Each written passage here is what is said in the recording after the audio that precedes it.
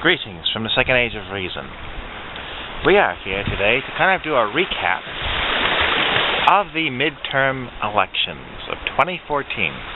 They could probably be midterm elections of any time, but the results were very interesting because there was the usual parties on the ballot, and there were also referendums. And we can look at the results of the election was that it was basically mostly Democrats versus Republicans. Now, because we have a Democrat president, our government, our system is seen as predominantly Democrat. That's only by a label that he has as a Democrat, not necessarily by his behavior and his policies. So, what happened when the election came, the Democrats lost. Traditionally, Democrats have been the party of peace, the party of people, the party of democracy and voting, and the Republicans have been the party of business and the party of money and that sort of thing. So, in recent years, they had a Supreme Court decision called Citizens United, and another one after that too, that basically has established that corporations, companies, are people, and that money is free speech. And the logic that goes with that means that companies and corporations can make unlimited campaign contributions, and other organizations that represent the companies and corporations. So, the Supreme Court's reasoning was that it should lead to no degradation in the quality of democracy. However, I think that has lost major credibility. Our elections, people don't like going to them, and it leads to lots of adversarial advertising that turns many people off. So when the election came, the Democrats lost pretty much everywhere, and the Republicans won. Now, in recent years, Republicans have been saying a lot of things that have been kind of anti-people. They don't like health care reform, so they're against that. They've been trying to repeal it all over the place. They don't like regulations on big business. They don't like taxes on big business. And they don't like women deciding things for themselves. So they've been trying to enact laws against women's health. And they've been also trying to restrict voting by changing the laws here and there. And you'd have thought, well, they would have gone the path of the Whig Party of the 19th century, but no, they came back pretty strong. And people think, well, is that a mandate to do all those terrible things? And I don't think it is. I think it's actually a vote against the Democrats. The Democrats, who are supposed to be the one thing, the best friend of the common man, but in retrospect have been trying to be the best friend of corporations, just like the Republicans. There isn't all that much difference. I mean, the rhetoric is a big difference, what they say, but what they do is pretty much the same. And they've also been in a gridlock, so Congress hasn't been able to get much work done, and they seem very unproductive and have a very low approval rating. But I think the referendums shone a different light on the matter. The referendums ask questions that should be pretty well labeled as Democrat or Republican hot points. And one of them, for instance, is the minimum wage. Democrats will say they want a bigger minimum wage, like $10 an hour or $15 an hour. But when push comes to shove, nothing changes. The Republicans say, we don't even need a minimum wage. But still, nothing changes. Same idea of changing, but nothing changes. So, in the elections, we had referendums. And by and large, most people voted to raise minimum wage. And if those were binding, you can be assured that companies in that area will probably get a court injunction against it, as they did in Milwaukee when they brought up the idea of sick leave pay, paid sick leave. Now, other issues that have been after the Democrats was that Obama was promoting peace when he was a candidate. Yet he's brought us into more wars. So there is a disconnect there of some kind. And some people still are behind Obama as being a president of peace, yet he's got more wars up his sleeve. So that gives the whole party a cognitive dissonance. Some other topics would be GMOs, genetically modified organisms, that in many states they would like to have those kind of crops, foods, meats, whatever, labeled as genetically modified organisms. So then you can make an informed choice as to whether you will buy them or not. Or maybe have a percentage in a product that's made of multiple things. Like this product is 60% GMOs. And I don't think they're going to do that, because companies like Monsanto and Syngenta know that once you know that some foods are natural and others are unnatural, you will choose the natural ones, and it will hurt their marketing and income. But Democrats haven't done anything about that. Another one is EPA and the XL pipeline. Obama's been promoting that the relaxing rules on the EPA, relaxing rules on fracking. So this is also against what the people have been wanting. So the people don't want their water polluted with fracking, with industry. People want to have their food labeled properly so they know what's in it. I mean, in some European countries they have to label the food, and in some European countries they have outright banned GMO foods. The other big thing coming up is net neutrality. Now, on this issue, Obama has sided with net neutrality, and the Republicans are kind of against it because of their campaign contributors, Comcast and Verizon and all that stuff, want to do away with net neutrality to make more opportunities for money, and this leads into what's called intellectual property, which is copyrights and patents. Originally, patents and copyrights were designed to give creative people a monopoly on their creation for a limited period of time. So you invent this thing, or you write that book, or you paint that picture, and you have the copyright patent on it for a while, and you control everything about it and profit from it. Then, after a limited time, say 7 years for a patent, or 27 years for a song, it goes into the public domain. Those laws have been subverted in recent decades, so that for some reason, Happy Birthday is still copyright. You cannot go out there and publish Happy Birthday as a song unless you get permission from whoever the owner happens to be. Mickey Mouse is still under copyright. And the owners of intellectual property want to keep their perpetual revenue source intact. So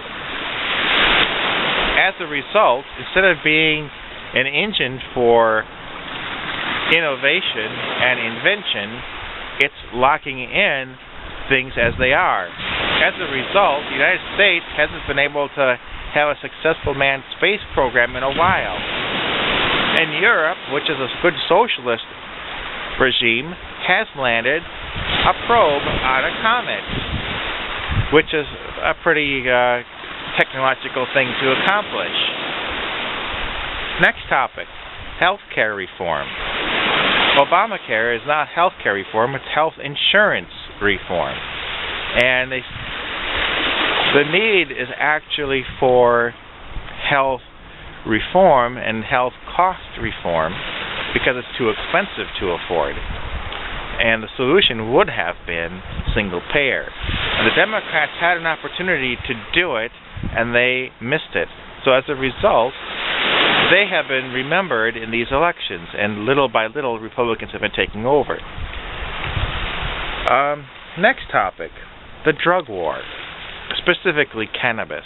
A number of states have been legalizing cannabis, sometimes for medical purposes and sometimes for medical and recreational purposes. This goes against the drug war, where they want to prosecute anybody that has cannabis or even hemp and use it to maintain a full prison industrial complex jail system. So, states have been saying, no, we've decided we want to have control of that in our state. And so they've been moving ahead. Even Washington, D.C., the city, had a referendum and they passed it for legalizing cannabis. However, the powers that be are saying, oh no, they're going to keep enforcing the drug war. So, this is something that is an opportunity for health and healing because it has medical properties, and for industry because it has industrial properties. And they continually keep it under prohibition, which leads to greater crime and incarceration. Next is globalism. Specifically, in the past, Bill Clinton had ratified NAFTA, which is promoted as some big job creation thing, but it created a lot of jobs for foreigners. And now they're looking at something called TPP, Trans-Pacific Partnership, and TAFTA, which is the Atlantic version of that free trade agreement, which will do the same thing to our jobs to Europe and to the Orient. And the next step it does is it goes one step further. It's making corporations above sovereign states. So the sovereign states are going to be merely caretakers of populations, and corporations will be the overall rulers. That's what it's leading to. And they'll want to have the surveillance state, which is currently in place and waiting, and they're going to want to have the control state, which is the banking system, and they'll eventually abolish cash money because that's the uncontrolled economy, so that they can have full control of everything, and they can control business and prosperity and the population. So that's part of that, which people are beginning to know about and have some dissatisfaction, and that Obama is pushing for a fast track so that he can just wave his pen and make it become law. It will go on his record in history. I don't know how he wants to be remembered in history, but it won't be very good if he gets TPP passed. The thing about globalism is that globalism says we're all one big globe and one big economy, and we all need to pull together, and corporations, well, they don't need to have any national associations. So, to me, if it was really globalism and we're truly equal citizens in the world, there would not be any passports. There would not be any borders. You could just go where you wanted to. The border would be at the companies. You would have an ID to get in your company. Student debt in Wall Street. They passed some law, I think it was called Dodd-Frank, and it's in effect. It has a little bit of effect, but it's not nearly what was needed, like an updated Glass-Steagall. And also there is the situation with student debt, where students have huge amounts of debt hanging over them. The promise of college was that you'll get a great career and be able to pay that debt off in no time, but that hasn't come to fruition. And then the debt are made such that they cannot be discharged in bankruptcy. So it's a lifetime debt, and actually it has claims on the inheritance. So this is something that needs to be changed. However, the Democrats haven't done anything to reform that. So that's hanging over their head, contributed to their downfall. Another thing that's coming down is, just a second.